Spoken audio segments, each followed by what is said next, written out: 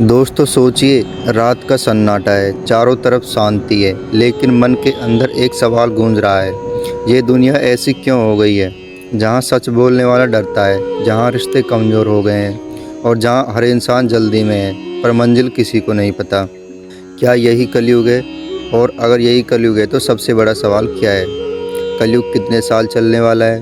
आज की ये कहानी आपको डराने के लिए नहीं है, बल्कि समझाने के लिए है। ऐसी कहानी जिसे सुनकर आप सोच में पड़ जाएंगे। चलो दोस्तों, देखते हैं कलयुग क्या है। कलयुग कोई अचानक आई मुसीबत नहीं है, ये धीरे धीरे आया है, बिल्कुल ऐसे जैसे शाम के बाद रात आती है। हमारे ग्रंथ कहते हैं समय 4 हिस्सों में चलता है। पहला सतयुग, जहाँ सच अपने आप चलता है। दूसरा त्रेता, जहाँ धर्म को संभालना पड़ता है। तीसरा द्वापर, जहाँ अच्छाई और बुराई दोनों साथ थी। और चौथा कलयुग, जहाँ अच्छाई को खुद को बचाना पड़ता है। कलयुग में इंसान गलत नहीं है, बस उलझ गया है। दोस्तों, अब देखते हैं कलयुग की शुरुआत कब हुई। अब कहानी थोड़ी पीछे चलती है, महाभारत के युद्ध के बाद। जब युद्ध खत्म हुआ, जब सब कुछ शांत हुआ और जब भगवान श्री कृष्ण इस धरती को छोड़कर गए, उसी पल से कलयुग की शुरुआत मानी जाती है। ग्रंथ बताते हैं ये समय था 3102 ईस्वी पूर्व का, यानी आज से करीब 5000 साल पहले कलयुग शुरू हो चुका है और हम सब उसी का हिस्सा हैं। दोस्तों, देखते हैं कलयुग कितने साल चलने वाला है। अब आते हैं उस सवाल पर जिसका जवाब हर कोई जानना चाहता है। ग्रंथों में साफ लिखा है कलयुग की कुल उम्र 4,32,000 साल है। अब ध्यान से सुनिए, लगभग 5000 साल बीत चुके हैं, अभी भी करीब 4,27,000 साल बाकी है। लेकिन इसका मतलब ये नहीं है कि हर दिन अंधेरा ही रहेगा।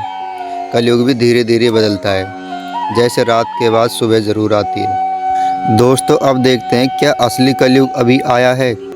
ग्रंथों की माने तो जो सबसे कठिन समय है वो अभी पूरी तरह नहीं आया है। अभी तो बस शुरुआत है।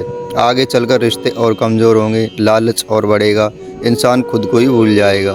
लेकिन एक बात तय है, जब अंधेरा सबसे गहरा होता है तभी उजाले की तैयारी शुरू होती है। दोस्तों, अब देखते हैं कलयुग का अंत कैसे होगा। ग्रंथ कहते हैं जब अधर्म अपनी हद पार कर देगा तब भगवान विष्णु कल की अवतार में आएंगे। वो अधर्म को ख़त्म करेंगे, इंसान को फिर से रास्ता दिखाएंगे और एक नए युग की शुरुआत होगी। कलयुग का अंत सब कुछ मिटाने के लिए नहीं, बल्कि सब कुछ सही करने के लिए होगा। दोस्तों, इस कलयुग में हमको क्या करना चाहिए? अब सबसे ज़रूरी बात, ग्रंथ कहते हैं कलयुग में भगवान को पाना सबसे आसान है। ना भारी तपस्या, ना बड़े यज्ञ, सिर्फ सही सोच, सच्चा कर्म और भगवान का नाम। जो इंसान इन तीनों बातों को अच्छे से पकड़ लेता है, उसके लिए कलयुग भी शांति बन जाता है। तो अब सवाल ये नहीं है कि कलयुग कब ख़त्म होगा, सवाल ये है आप इस कलयुग में कैसे जिएंगे। ये युग हमें तोड़ने नहीं आया, ये हमें मजबूत बनाने आया है। जो समझ गया वो डर से ऊपर उठ गया, और जो डर से ऊपर उठ गया वही असली जीत गया। दोस्तों, ऐसे ही रहस्यमय वीडियो देखने के लिए चैनल को लाइक करें, सब्सक्राइब करें, शेयर करें। धन्यवाद।